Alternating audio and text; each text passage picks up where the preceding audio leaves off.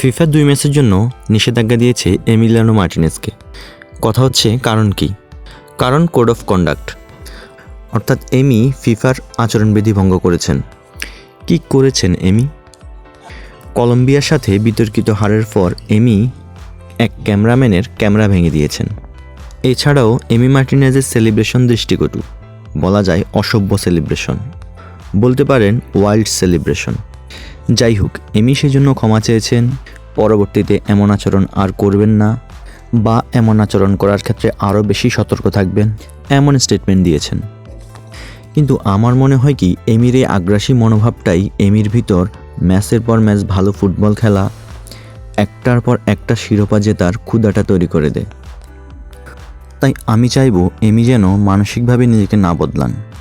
মাঠের বাইরের এই আচরণগুলোকে কন্ট্রোল করলেও মাঠের ভিতরে আমরা যেন পুরনো এমিলিয়ানো মার্টিনেজকেই খুঁজে পাই। কারণ এই এমি গত 4 বছরে আর্জেন্টিনাকে 4টা মহামূল্যবান ট্রফি এনে দিয়েছেন। আর্জেন্টিনার ন্যাশনাল টিম ক্যারিয়ারে এমিলিয়ানো মার্টিনেজের হারের চেয়ে ট্রফির সংখ্যা বেশি। তাই আমি কোনোভাবেই চাই না এই এমিলিয়ানো মার্টিনেজ বদলে যাক, বরং এই পাগলাটে খ্যাপাটে এমিলিয়ানো মার্টিনেজকে আর্জেন্টিনার দরকার, যে কিনা আর্জেন্টিনার জন্য, মেসির জন্য সবটুকু উজাড় করে দিয়ে ফুটবল খেলে।